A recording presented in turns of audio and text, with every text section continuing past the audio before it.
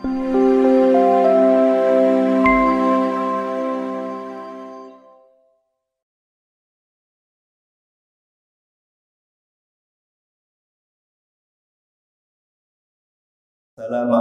warahmatullahi wabarakatuh.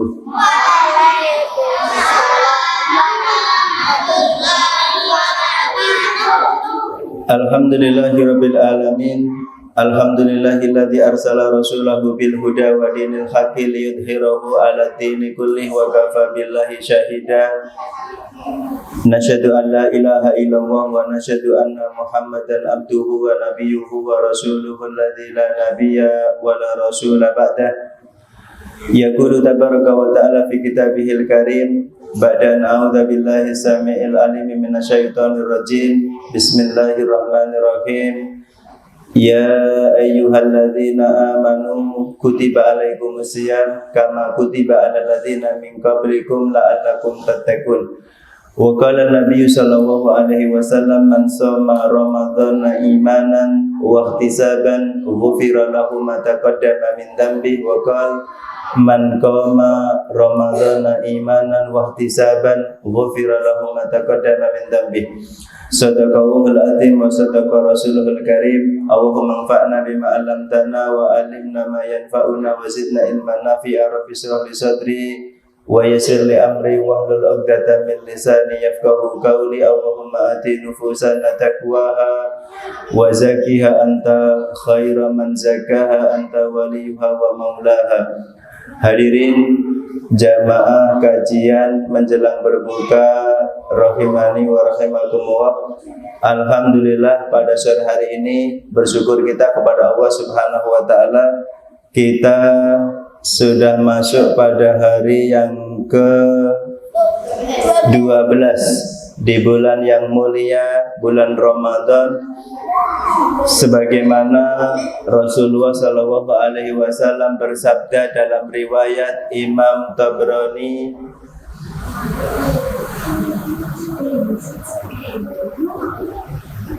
Sayyidul syuhuri Ramadan wa sayyidul ayyami yaumul jumu'ah.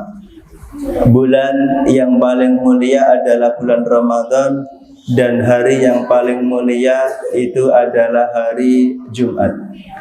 Di sini kita dipertemukan oleh Allah Subhanahu wa taala di bulan yang mulia, yaitu bulan Ramadan tahun 1442 Hijriah. Yang kedua, salawat dan salam kita doakan untuk Nabi junjungan kita Rasulullah Muhammad sallallahu alaihi wasallam, kepada keluarganya, sahabat-sahabatnya dan segenap umatnya yang senantiasa istiqomah di atas petunjuk beliau hingga yaumil qiyamah kelak. Ma'asyiral muslimin, hadirin rahimani wa rahimakumullah. Pada sore hari ini kita akan mengkaji satu tema yang mestinya disampaikan di setiap awal atau menjelang datangnya bulan suci Ramadan.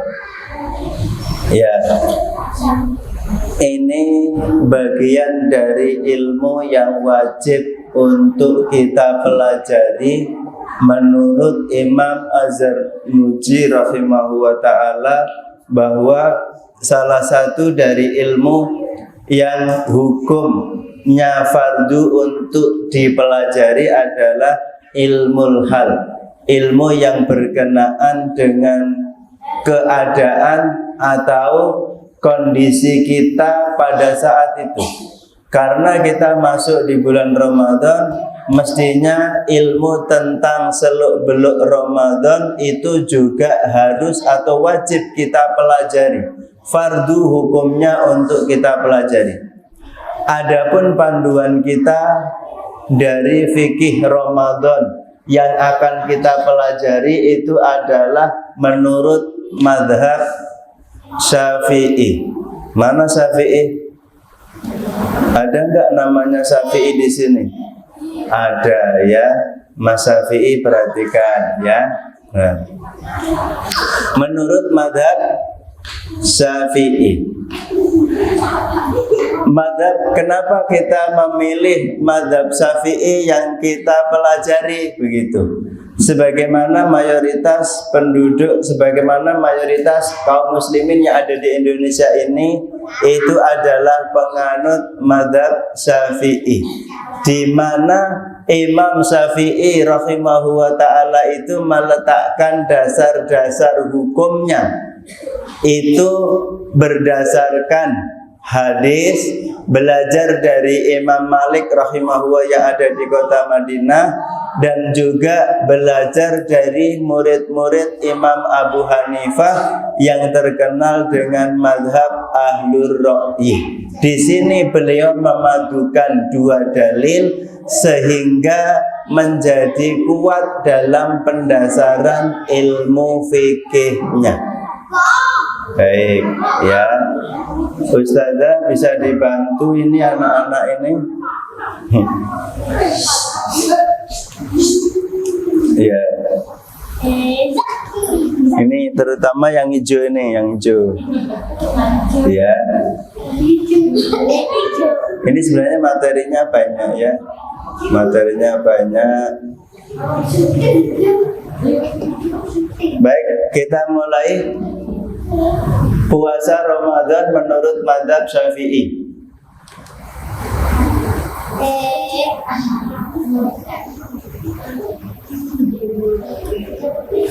Bismillahirrahmanirrahim. Baik, adik-adik, ini pada puasa semua enggak ini? Puasa. Ada yang puasa sampai duhur aja ada?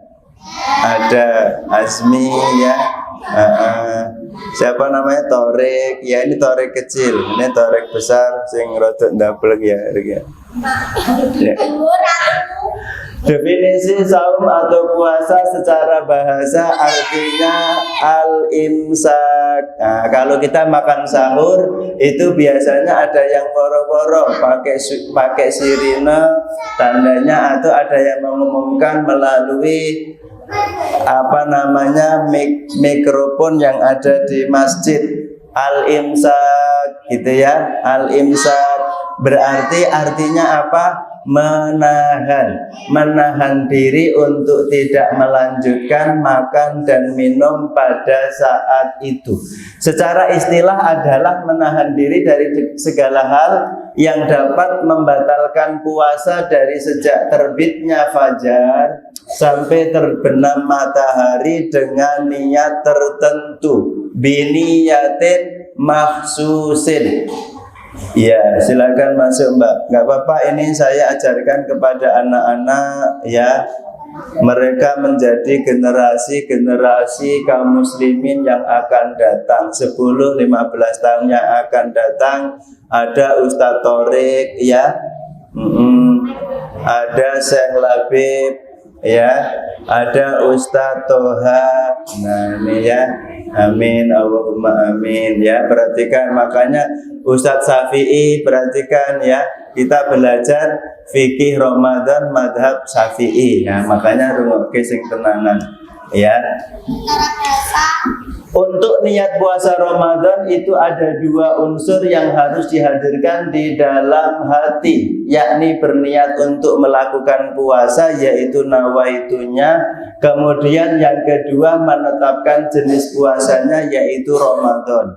Imam di sini penulis kitab Al-Yaqut An-Nafis fi Madhab Ibni Idris, Sayyid Ahmad bin Umar Asyatiri Al-Alawi rahimahullah ta'ala, beliau menuliskan bahwa yang termasuk rukun puasa itu ada 3. Yang pertama an-niyah, yang kedua watarkul muftirat, yaitu meninggalkan hal-hal yang dapat membatalkan puasa, dan yang ketiga adalah wasaim, yaitu orang yang berpuasa. Niat puasa Ramadan, gue bisa menang pola tuh. Kalau kok keblong. Niat puasa Ramadan yang ditulis oleh Imam Sayyid Asyatiri rahimahullah ta'ala adalah ayyan wiya sauma ghadin an ada'i fardhi Ramadan hadhihi sanati lillahi ta'ala. Itu niat yang lengkap atau niat yang panjang. Wa aqalluha, adapun niat minimal yang dibaca itu adalah ayyan wiya sauma ghadin an Ramadana, itu sudah cukup. Nah, maka di sini terjadi perbedaan pendapat di antara para ulama fikih, ulama madzhab, ya. Bagaimana tentang persoalan niat, apakah niat itu dilafadzkan atau di dalam hati? Memang kemudian menurut madzhab Syafi'i, ulama Syafi'iyah di sini mengatakan bahwa talaffuz bin niat itu hukumnya mustahab. Niat melafadzkan niat itu hukumnya mustahab. Mustahab itu artinya dicintai. Mustahab itu sunnah. Ya. Nah, makanya melafadzkan niat itu diantara tujuannya adalah di mana qasdun niyah itu tamyizul ibadah anil adah. Niat itu dimaksudkan untuk membedakan mana sesuatu itu yang bernilai ibadah, mana sesuatu itu yang bernilai atau sesuatu itu hanya suatu kebiasaan. Kemudian tujuan talaffuz bin niat yang lain itu adalah liyusaidal lisanul qalba, untuk membantu hati agar senantiasa ingat. Ingat maksudnya, ingat terhadap ibadah yang telah diniatkan atau yang akan dilakukan. Maka niat puasa Ramadan ini menurut jumhur ulama dari mazhab Hanafi, mazhab Syafi'i dan mazhab Hambali itu wajib hukumnya meniatkan puasa Ramadan itu setiap malam. Ya, setiap malam. Kenapa? Karena nanti orang yang lupa meniatkan puasanya pada malam itu atau pada hari itu, nanti ada hukum-hukum yang berkenaan dengan masalah lupa terhadap niat tersebut. Nah, begitu ya. Kemudian mazhab Malik memang hanya mencukupkan bahwa niat puasa Ramadan 29 hari atau 30 hari itu cukup sekali di awal bulan Ramadan. Tetapi ulama Malikiyah itu lebih mengambil pendapat jumhur ulama yang lebih kuat, yaitu meniatkan puasa Ramadan setiap malam. Maka di sini Ustadz mengingatkan kepada antum semuanya untuk mengingatkan kepada anggota keluarganya tentang masalah niat. Yuk, yang belum baca niat puasa Ramadan, kita meniatkan puasa untuk besok. Biasanya ba'da tarawih atau ba'da sholat maghrib saat makan malam bersama dengan keluarga, itu tolong diingatkan masalah niat, karena itu merupakan salah satu dari arkanus shaum. Kita lanjutkan. Hukum puasa Ramadan itu adalah fardu ain, maka tidak boleh diwakilkan. Biar kamu aja yang puasa, saya nggak puasa nggak apa-apa ya, titip puasa sama keluarganya, nggak boleh. Kewajiban yang dibebankan kepada setiap individu muslim yang balik dan berakal. Balik, standar balik itu apa? Standar balik dalam mazhab Syafi'i itu balik kalau laki-laki sudah mimpi basah. Kalau yang belum mimpi berarti disebut belum balik. Ya, belum berkewajiban puasa sebenarnya. Tetapi adik-adik atau anak-anakku sekalian boleh berpuasa untuk apa? Melatih diri. Ya, untuk latihan. Ya. Ada yang kelas 1, berarti kelas 1 itu umurnya berapa Ustazah? 7 tahun ya. 7 tahun. Itu latihan berpuasa. Sak kuate. Kalau kuatnya sampai jam 10 pagi, ya jam 10 nanti misalnya sudah merengek-rengek minta minum, haus mak, haus mie gitu ya. lapar itu minta minum, minta makan, ya dikasih makan dulu sambil diberikan penjelasan besok lagi, kemudian ditingkatkan durasi lama berpuasanya untuk latihan. Ketika nanti dia sudah balik, betul-betul sudah siap untuk mengerjakan fardu ain yang dibebankan di atas pundaknya. Ya, kewajibannya, hukumnya adalah fardu ain. Kemudian bagi perempuan baliknya kapan? Ketika sudah dari usia 9 tahun, ketika sudah mengalami menstruasi atau haid yang pertama kali. Ya, kalau perempuan itu tidak mengalami haid bahkan sampai umur 15 tahun, 16 tahun, 17 tahun sampai masuk kuliah dan lain sebagainya belum pernah haid, itu dihukumi sebagai orang yang balik ketika usianya sudah 15 tahun dalam kalender Hijriyah. Itu sudah dihukumi balik walaupun belum pernah haid. Baik, ya, kita lanjutkan. Syurutus shaum. Ada syarat puasa itu ada dua, ada syarat sah dan ada syarat wajib. Nah, perhatikan, kita banyak loh menjumpai atau mendapati tentang masalah syarat ini. Ada syarat sah, ada syarat wajib. Pengertian syarat sah dan syarat wajib, perbedaannya itu seperti apa? Syarat sah puasa itu adalah jika ada salah satu dari syarat sah yang tidak terpenuhi, maka puasa yang dilakukannya menjadi tidak sah. Jika salah satu dari syarat sah itu tidak terpenuhi, puasanya menjadi tidak sah. Dan syarat wajib, jika ada salah satu dari syarat wajib yang tidak terpenuhi, maka puasa tidak menjadi wajib baginya, atau puasa itu gugur baginya. Kewajiban puasa menjadi gugur baginya ketika salah satu dari syarat wajib tidak terpenuhi. Kemudian syarat sah puasa itu apa saja? Yang pertama, beragama Islam. Maka tidak ada kewajiban bagi mereka yang murtad, bagi mereka yang kafir untuk berpuasa. Walaupun nanti beberapa ulama menyebutkan mereka harus berpuasa juga gitu. Nah, murtad walau sebentar itu membatalkan puasa. Kalau murtadnya 5 menit itu sudah membatalkan puasanya. Dia ngomong apa tentang murtad yang bisa mengeluarkan dia dari keislaman? Kalau dilihat dari kitab Tauhid yang ditulis oleh Syekh Dr. Shalih Fauzan Al-Fauzan hafizahullah ta'ala, bahwa murtad itu bisa melalui 3 hal. Yang pertama kaul, itu yaitu ucapan.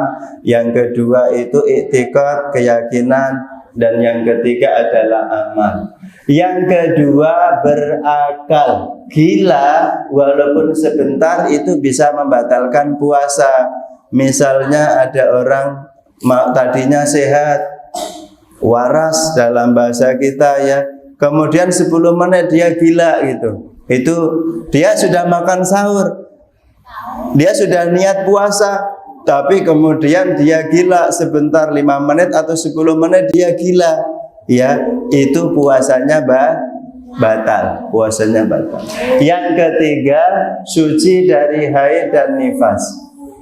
Haid itu biasanya waktu normalnya adalah 1 pekan, kemudian sampai dengan 15 hari itu waktu maksimal. Adapun darah yang masih keluar di atas 15 hari itu dihukumi sebagai darah istighadah. Nanti hukum-hukum yang berkenaan dengannya akan sudah ada penjelasannya dari para ulama tentunya. Kemudian yang keempat adalah mengetahui bahwa di hari itu dia boleh berpuasa, yaitu bukan di hari yang terlarang untuk berpuasa seperti hari terakhir di bulan Sya'ban.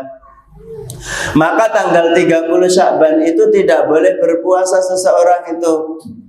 Biar nanti jadi jeda ya. atau dia tidak menyambung puasanya dari puasa sebelum bulan Ramadan dengan puasa Ramadannya. 30 Sya'ban, kemudian ayyamut tasyrik, hari-hari tasyrik itu tidak boleh atau haram hukumnya seseorang untuk melakukan ibadah puasa. Kemudian berikutnya adalah syarat wajib puasa. Yang pertama, beragama Islam. Maka ada syarat wajib dan syarat sah itu biasanya ada yang sama. Di antara syarat wajib dan syarat sah, di antaranya adalah satu, beragama Islam. Orang kafir tidak diwajibkan berpuasa, berbeda hukumnya dengan orang yang murtad. Murtad tadi walaupun sebentar itu membatalkan puasanya, sementara orang kafir itu tidak ada kewajiban berpuasa. Kemudian yang kedua adalah mukallaf. Mukallaf itu berakal, akil dan balik, akil dan buluk. Ya, buluk. Bagi anak kecil, wajib bagi orang tuanya untuk melatih, mendidik, memerintahkan ia berpuasa ketika sudah berumur 7 tahun. Ini dimaksudkan untuk belajar atau latihan sebelum dia balik. Kemudian yang ketiga adalah mampu berpuasa. Mampu di sini dibagi menjadi dua, mampu secara fisik dan mampu secara syar'i. Secara fisik itu artinya adalah secara fisik. Dia bukan orang tua yang lemah misalnya, berarti dia wajib berpuasa. Nah, kemudian secara syar'i apa? Dia sedang tidak haid atau sedang tidak nifas. Kemudian yang keempat, syarat wajib yang keempat itu adalah sehat. Orang yang sakit tidak wajib puasa. Nah, sakit ini juga nanti bisa diperincikan sakitnya seperti apa, atau sakit apa, atau sakit bagaimana. Dikhawatirkan mereka yang tidak boleh, mereka yang sakit tidak wajib puasa adalah sakit yang dimana kalau dia berpuasa maka akan membahayakan atau akan mengancam nyawanya, maka dia boleh tidak berpuasa. Kemudian yang kelima adalah mukim, tidak safar, tidak sedang safar atau bepergian jauh. Jarak safar minimal itu adalah 82 km dan safar dilakukan sebelum terbit fajar. Ditambahannya adalah safarnya bukan safar untuk perbuatan maksiat, karena haram hukumnya. Orang kemudian mereka niat, aku tak pergi luar kota lah biar dapat rukhsah tidak puasa. Itu tidak boleh. Ya, tidak boleh. Maka safar di sini adalah safar yang hukumnya mubah. Mas, halo, yang hukumnya mubah, ya, boleh. Maka tidak boleh tujuan safar itu diniatkan untuk bermaksiat agar mendapatkan rukhsah qashar jamak dan qashar sholat, maupun rukhsah agar tidak berpuasa. Berikutnya adalah rukun puasa. Rukun puasa yang pertama adalah niat, an-niyatu. Dilakukan setiap hari pada waktu malam. Maksud dari malam di sini dihitung dari setelah matahari terbenam sampai menjelang terbit fajar. Ya. Baik. Perhatikan ya, ambekan saya. Niat itu dimulai dari terbenamnya fajar. Niat puasa Ramadan, kita mau niat puasa besok, itu dimulai dari terbenamnya fajar, terbenamnya matahari sampai terbitnya fajar. Maknanya adalah semalam suntuk. Nah, di sini ya, tentang persoalan niat antara niat puasa Ramadan dengan niat puasa sunnah itu berbeda.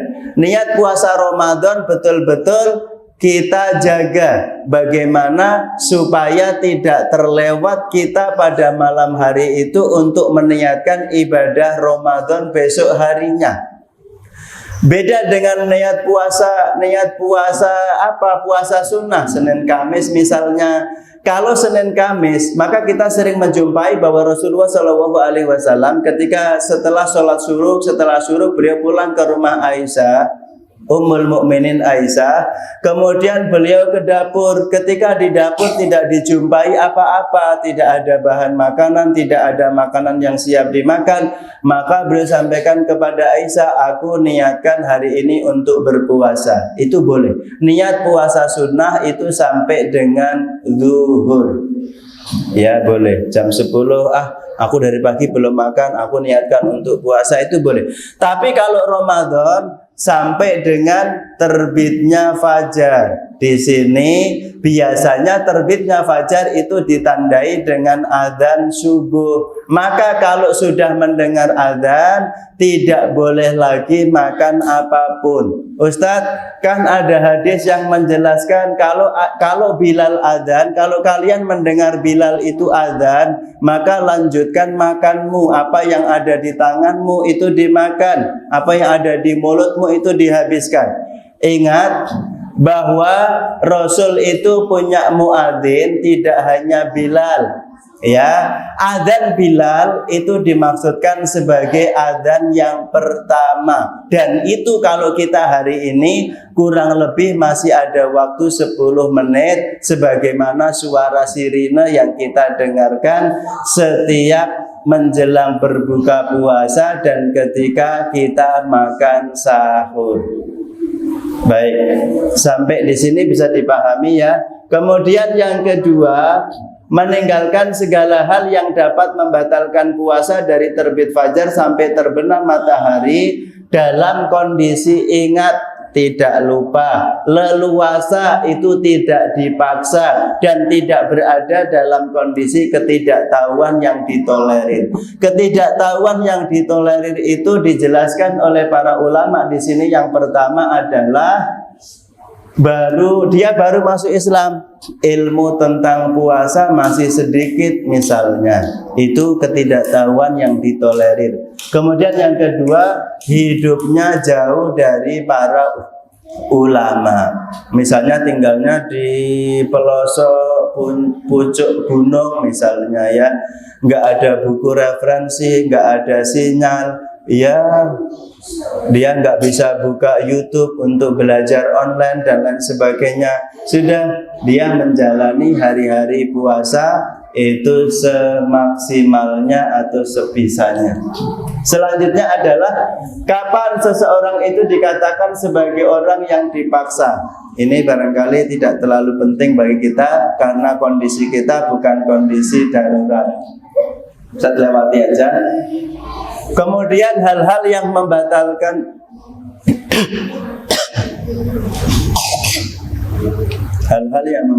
puasa.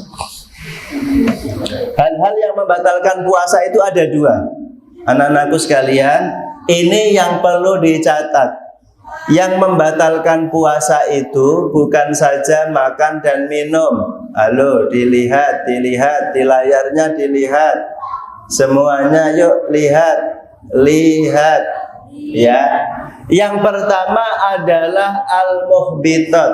Al-muhbitat adalah hal-hal yang membatalkan pahala puasa, bisa jadi seluruhnya, tapi tidak membatalkan puasa itu sendiri. Dia membatalkan pahala puasa. Puasanya sah, tapi puasa yang tidak bernilai pahala di sisi Allah Subhanahu wa ta'ala. Ini yang Nabi sebutkan, rubba min shaimin aw kam min shaimin laisa min siyamihi illal ju' wal atos. Berapa banyak orang yang puasa dari umatku, tapi dari puasanya itu tidak mendapatkan pahala apa-apa, melainkan dia hanya apa? Hanya mendapatkan lapar dan dahaga saja. Tidak berpahala puasanya di sisi Allah Subhanahu wa ta'ala. Kemudian al-mufattirat itu adalah hal-hal yang membatalkan puasa, dan juga pahalanya sekaligus. Maka di sini kita jaga betul-betul ibadah puasa kita agar puasa kita sah, diterima oleh Allah, dan juga mendapatkan ganjaran pahala di sisi Allah Subhanahu wa ta'ala. Yang termasuk muhbitat, pembatal-pembatal puasa itu apa saja? Penting ini untuk kita ketahui adik-adik sekalian. Yang masih suka berbohong, hati-hati. Wis poso-poso ngapusi, hati-hati ya. Ini termasuk muhbitat. Yang pertama adalah ghibah, ngerasani kancane, ngerasani tanggane, itu bisa menggugurkan pahala puasa. Kemudian yang kedua adalah namimah. Namimah itu adalah adu domba, mengadu domba. Bukan Mas Hisan dan Mas Husen itu bawa domba masing-masing terus diadu di depan masjid, itu bukan ya. Mengadu domba itu artinya mendapatkan informasi dari si A, kemudian diolah, disampaikan, dibumbui yang tidak benar, disampaikan ke si B, sehingga si B itu menjadi benci sama si A, dan seterusnya. Itu namanya namimah. Domba saja tidak mau diadu, maka jangan mengadu domba. Yang ketiga berdusta, kadzib, dusta, bohong, itu bisa membatalkan pahala puasa. Puasa enggak Mas? Puasa. Puasa enggak Mas? Puasa. Padahal enggak puasa ya, memang enggak puasa dia ya. Yang keempat adalah melihat sesuatu yang haram atau melihat sesuatu yang halal tapi dengan syahwat, ini bisa membatalkan pahala puasa. Yang kelima adalah sumpah palsu. Yang keenam, segala ucapan dan perbuatan keji yang mengandung dosa itu dapat membatalkan ibadah puasa. Maka layaknya kita dipertemukan oleh Allah Subhanahu wa ta'ala dengan bulan yang mulia, yaitu bulan suci Ramadan, kita mengisi hari-hari kita dengan ibadah yang bermanfaat, memperbanyak tilawah, ngaji Quran, memperbanyak sedekah, membantu orang tua. Contohnya itu amal-amal soleh yang dianjurkan oleh Nabi Shallallahu Alaihi Wasallam untuk dilakukan pada bulan suci Ramadan. Berikutnya adalah al-mufattirat, pembatal puasa dan juga pahalanya. Yang pertama murtad. Murtad walaupun sebentar itu membatalkan puasa. Ya. Kalau murtadnya sebentar itu membatalkan puasa. Kalau murtadnya bertahun-tahun, dia wajib mengqadha puasanya. Misalnya murtadnya 10 tahun, dia dari orang Islam, kemudian atas suatu hal, kemudian dia ragu-ragu, dia keluar dari Islam. Terus aku tak murtad wae lah dadi wong kafir, enak, ora ana kewajiban poso, ora ana ibadah salat 5 waktu dan lain sebagainya, ngesel-ngeseli awak. Kemudian dia keluar dari Islam, dia menjadi murtad. Kemudian 10 tahun lagi dia sadar bahwa perbuatannya itu salah, perbuatannya itu sesat. Dia kemudian sadar, maka di sini dia mengqadha puasa 10 tahun Ramadan yang dia tinggalkan. Berarti 10 tahun itu Ramadannya 30 hari kali 10 tahun, dia mengqadha selama 300 hari. Ya, Mas Sapi'i ya, iya, mantuk ya. Yang kedua adalah haid dan nifas. Maka bagi ibu-ibu, bagi akhwat ya, bagi perempuan nisa di sini, kalau kedatangan tamu itu tidak perlu disesali. Ya, itu memang memang sudah jatahnya bagi ibu-ibu untuk mendapatkan rukhsah dari Allah tidak berpuasa. Kewajiban panjenengan adalah mengqadha nanti pada hari yang lain di luar bulan Ramadan. Yang ketiga adalah gila walaupun sebentar. Gila walaupun sebentar itu membatalkan puasa. Dan yang keempat, pingsan jika pingsannya berlangsung sepanjang siang. Ya, kalau pingsannya sebentar itu ulama ada yang mentolerir tidak apa-apa, tidak mengapa kalau pingsannya sebentar. Tapi kalau pingsannya sepanjang siang, bersahur kemudian pingsan sampai menjelang berbuka puasa, itu membatalkan puasa. Walaupun ada yang menghukumi kan sama dengan tidur, tidak. Pingsan itu tidak sama dengan tidur. Ya, maka kalau ada yang pingsan lebih lama pingsannya daripada sadarnya, itu berarti membatalkan puasa dan dia mengqadha nanti pada hari yang lain. Selanjutnya adalah yang kelima, berhubungan suami istri jika dilakukan dengan sengaja dan dalam kondisi tidak dipaksa serta tahu bahwa perbuatan tersebut adalah haram, dan ini kafarohnya adalah kafaroh uzma. Ya, kafaroh uzma itu Nabi dulu diadukan, ada yang mengadukan datang kepada Nabi SAW, ya Rasul, aku sudah melakukan hubungan badan dengan istriku di siang hari bulan Ramadan. Maka turun ayat, ya, Nabi menjelaskan bahwa kafarohnya itu adalah apa kafarohnya? Membebaskan budak, ya. Kemudian karena dia orang miskin, ya Rasul, aku ini orang yang paling miskin, nggak punya harta, nggak punya duit, gimana bisa beli budak gitu. Baik, kalau begitu kamu puasa situna yauman, ya, kamu puasa 60 hari berturut-turut. Loh, lah wong poso sedina wae enggak kuat gitu ya, enggak bisa menahan. Masa puasa 60 hari nanti lebih berat lagi begitu. Ya sudah, kalau begitu kamu memberi makan 1 mud, ya, 1 mud kepada orang miskin setiap harinya selama 60 hari. Lah kowe ra ndek duit gitu ya. Ya seharusnya kalau yang begini ya jangan melakukan pelanggaran. Bukan berarti yang mampu terus boleh melakukan pelanggaran. Kita ikuti tatanan syariat yang berlaku, yang dicontohkan oleh Rasulullah SAW. Kemudian yang keenam adalah muntah dengan sengaja. Hati-hati mas, muntah dengan sengaja itu membatalkan puasa. Tapi kalau muntah tidak sengaja tidak membatalkan puasa. Setelah muntah dia berkumur-kumur untuk membersihkan sisa-sisa atau bekas muntahannya, karena itu najis. Ya, ada yang suka muntah-muntah. Hah, kowe rek?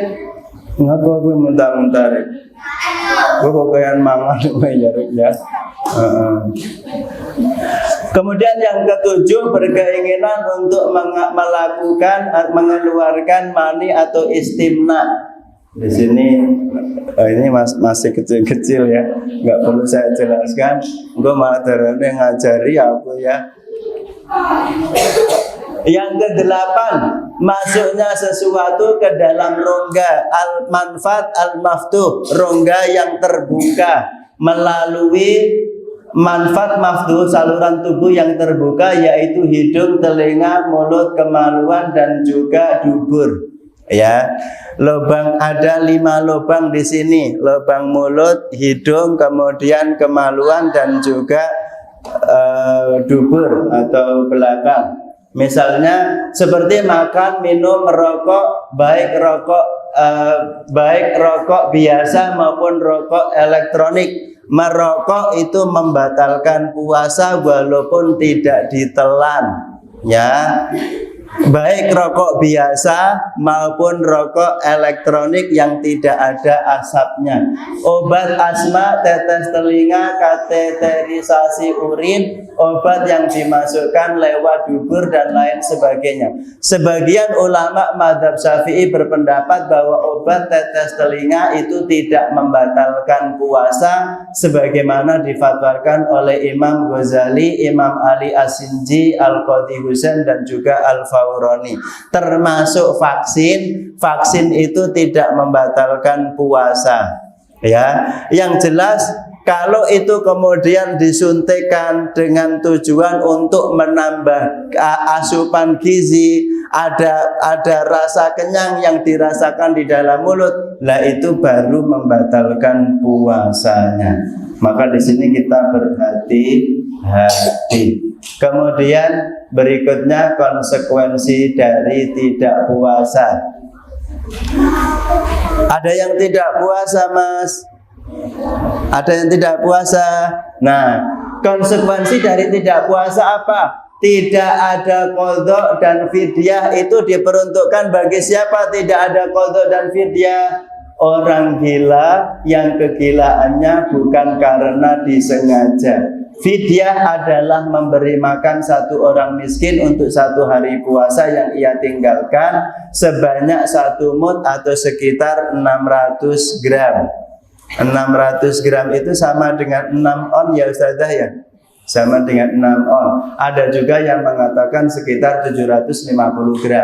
Kemudian membayar fidyah saja itu bagi siapa? Orang yang sudah tua renta, orang yang sakit, yang tidak ada harapan untuk sembuh itu membayar fidyah. Dan orang mati yang punya hutang puasa. Orang meninggal yang punya hutang puasa memang terjadi perbedaan pendapat di antara para ulama. Ada yang dibayarkan fidyahnya, ada juga nanti boleh diqadhakan oleh ahli warisnya. Boleh ya. Kemudian qadha saja untuk siapa? Orang yang pingsan sepanjang siang. Kemudian orang yang lupa niat. Nah, makanya niat itu penting. Yang semalam itu tidak niat, dia kemudian makan sahur sampai makan sahur pun dia lupa untuk meniatkan puasa, maka itu puasanya nanti tidak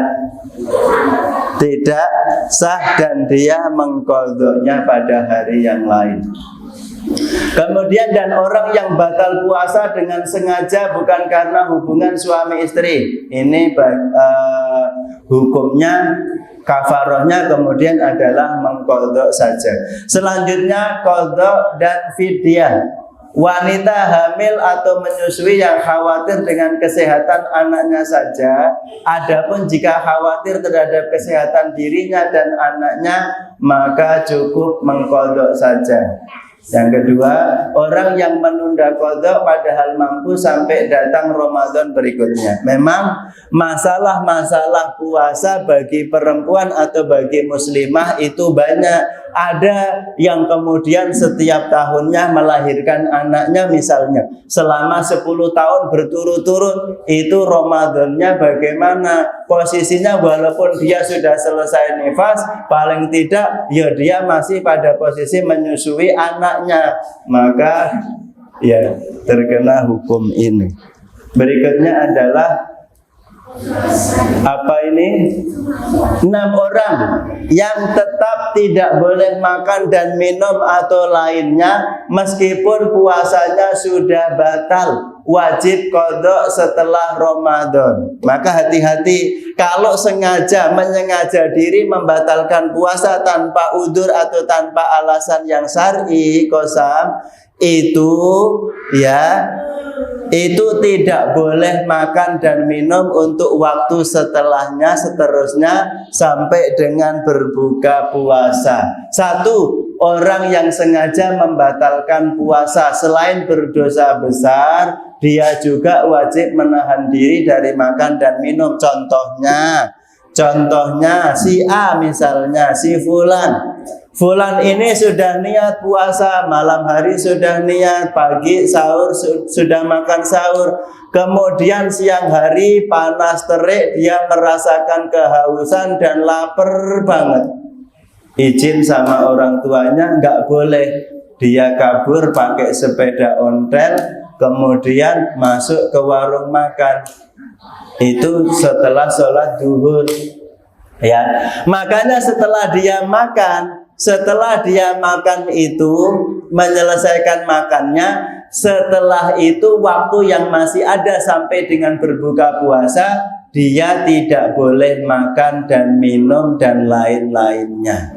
Maksudnya ora kok kemudian kan aku wis batal, makanya aku bebas setelah ini makan dan minum. Baru duhur mau, setelah dia makan sampai di rumah golek panganan meneh dimakan lagi, enggak boleh, ya. Makanya dijaga betul-betul puasanya. Yang kedua, tidak berniat di malam hari walaupun karena lupa. Ini untuk menjaga betul-betul agar kita selalu meniatkan ibadah kita karena Allah Subhanahu wa ta'ala. Yang ketiga adalah orang yang sahur dan menyangka masih malam, ternyata yang terjadi berbeda dengan sangkaannya, sudah terbit fajar. Enggak, kalau sekarang mudah ya, ada sirine, ada HP, bisa lihat waktu imsak jam berapa, itu bisa dilihat. Di masjid itu juga sudah ada itu, ya. Subuhnya kapan? Berarti 10 menit sebelum adzan subuh itu sudah waktu imsak. Kemudian yang keempat adalah orang yang berbuka dan menyangka sudah maghrib, ternyata yang terjadi berbeda dengan sangkaannya, yaitu belum masuk waktu maghrib. Maka hati-hati mas, bagi antum semuanya, anak-anak yang biasanya main-main, tidak boleh main-main ketika antum misalnya kemudian moro-moro pegang mic, masuk masjid pegang mic mengumandangkan adzan di saat teman-temannya sudah menunggu untuk berbuka. Hati-hati, jangan main-main, itu bisa membatalkan puasa orang banyak, ya.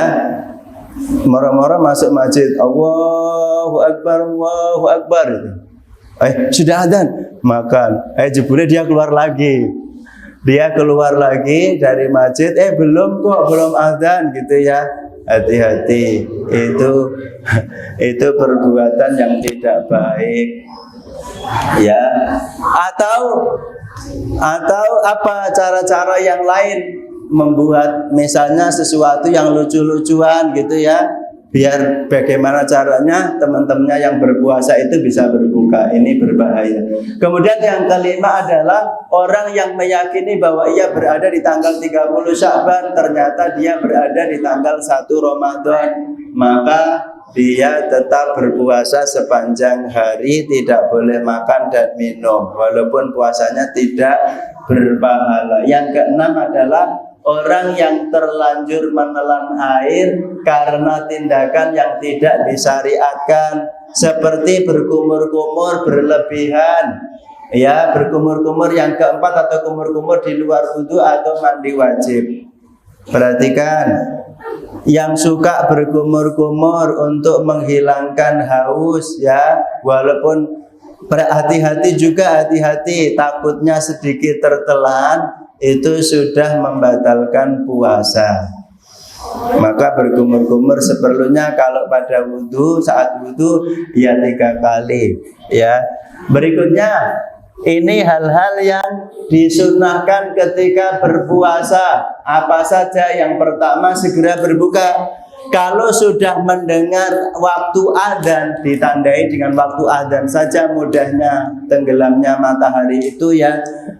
Itu ketika sudah mendengar adzan segera berbuka, ya. Berbuka ini kami sampaikan, berbuka itu sunnahnya dengan menggunakan tamer. Dengan menggunakan apa? Tamer atau kurma. Bagi adik-adik, anak-anak biasanya langsung pegang gorengan, ya, betul ya. Lebih suka gorengan daripada kurma. Padahal panitia sudah menyediakan setiap hari kurma-kurma yang dibungkus di plastik itu 3 biji. Ya, tolong setelah ini kurmanya dimakan untuk pembukaan. Kemudian ketika berbuka, halo Mas, ketika berbuka jangan lupa mengucapkan doa bismillah minimal. Bismillah, makan kurma. Kemudian minum. Setelah minum itu berdoa, dhahabat dhama'u wabtallatil uruku wasabatal ajru insyaallah. Jadi doanya itu dibaca setelah minum, bukan sebelum makan apa-apa. Nabi menggunakan fi'il madhi, artinya sudah lewat dhahabat dhama. Ya, telah hilang rasa haus. Berarti telah hilang rasa haus itu kita sudah minum apa belum? Sudah. Wabtallatil uruk, ini kerongkongan telah basah. Berarti sudah lewat air minum di sini belum? Belum. Sudah ya. Sudah lewat berarti. Maka doanya itu setelah minum. Panitia jangan buru-buru ngajain berdoa sebelum anak-anak makan apa-apa. Ya, sunnahnya itu setelah minum. Boleh sendiri-sendiri, kalau bisa bareng-bareng untuk menyemarakkan dan menyemangati yang lain. Ya baik, mulai hari ini nanti kalau tidak ada kurma berarti makan yang manis-manis dulu. Itu ada buah disiapkan, semangka, pepaya, buah naga, apalagi yang manis-manis ya, itu sudah disiapkan. Maka makan yang manis-manis dulu, kemudian minum, kemudian berdoa. Baik, berdoanya bareng-bareng, boleh sendiri-sendiri. Kita lanjutkan sekarang.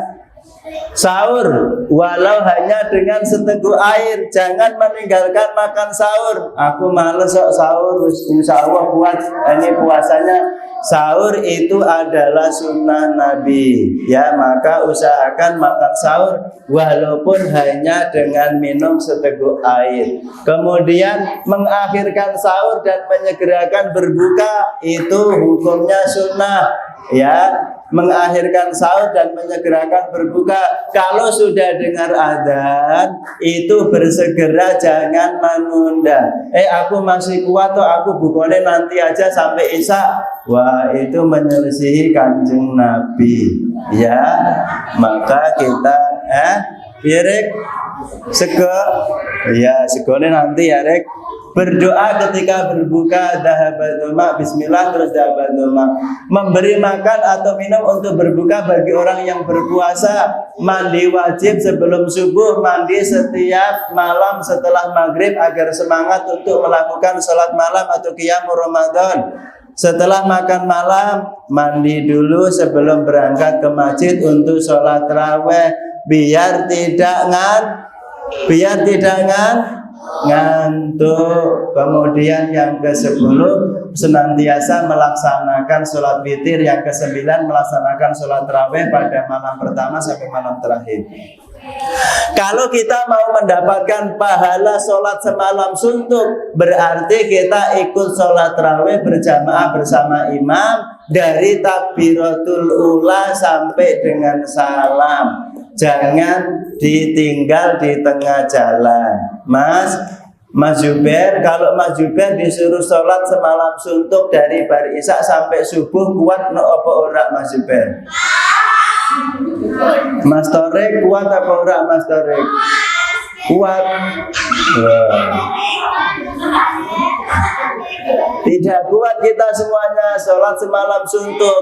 Maka Nabi menjanjikan pahala untuk umatnya. Kalau kita mau mendapatkan pahala sholat semalam suntuk, berarti ikuti sholat tarawih itu bersama imam dari takbiratul ihram yang pertama itu sampai dengan salam bersama dengan imam. Berarti tarawih dan dilanjutkan witirnya. Kemudian memperbanyak membaca Quran sesuai disertai dengan tadabbur. Sudah ada yang khatam belum baca Qurannya adik-adik? Sudah ada yang khatam belum? Sudah ada. Mas Kosam berapa kali? 1 kali. Sudah masuk juz berapa ini untuk tahap yang kedua ini? Juz 15 ya sudah 1,5 ya. Mbak E sudah ada yang selesai tilawahnya, sudah ada khatam 30 juz. Belum? Dilanjutkan ya. Yuk dilanjutkan membanyak membaca Quran dan seterusnya. Kemudian hal-hal yang makruh. Satu, mengunyah-ngunyah sesuatu. Ya, hati-hati. Ngunyah-ngunyah barang opo gitu ra krasa melebu ya. Mencicipi makanan tanpa ada kebutuhan dengan tetap memastikan bahwa tidak ada yang sampai masuk ke rongga mulut. Jika ada kebutuhan maka tidak makruh, mencicipi saja ya. Kalau ada kebutuhan seperti ibu-ibu yang masak misalnya, itu dicicipi, ditilat, oh hanya kurang asin, oh kasinan, oh apa gitu ya, manis ya. Yang ketiga berbekam. Yang keempat membuang air dari mulut ketika berbuka puasa. Ini bisa menghilangkan keberkahan puasa. Mandi dengan menyelam meskipun mandi wajib, Mas, makanya kalau puasa-puasa atau Ramadan itu nggak usahlah berenang-renang di kolam renang, nggak usah, nggak perlu ya.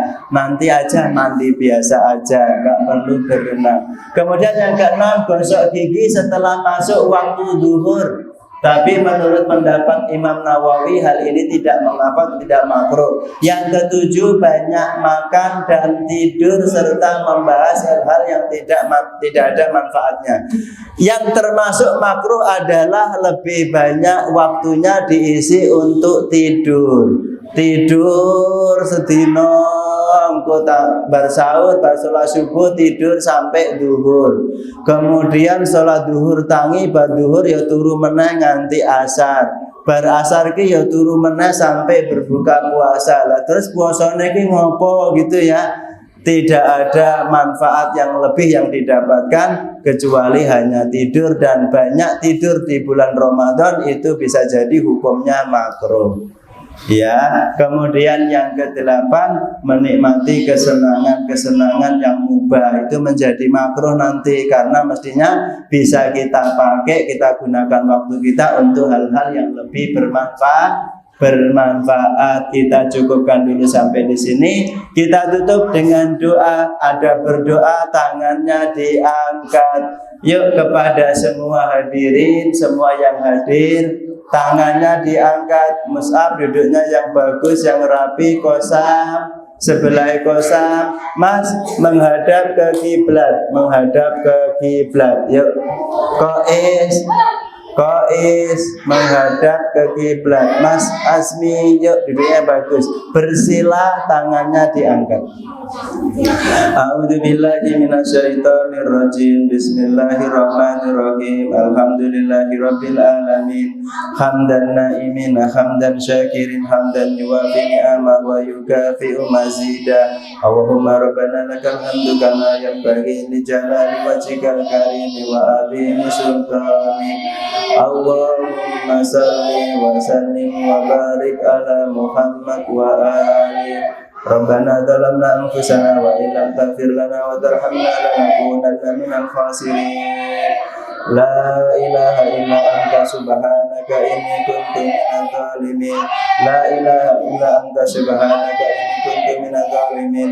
La ilaha illa anta subhanaka inni kuntu minadh dhalimin.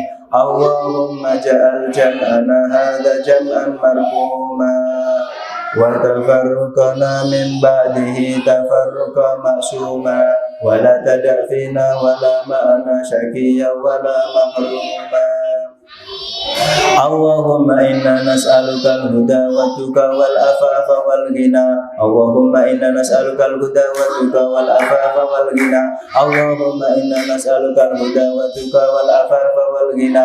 Allahumma inna nas'aluka ridhaka wal jannah wa na'udzu bika min sakhatika wan nar. Allahumma inna nas'aluka ridhaka wal jannah wa na'udzu bika min sakhatika wan nar.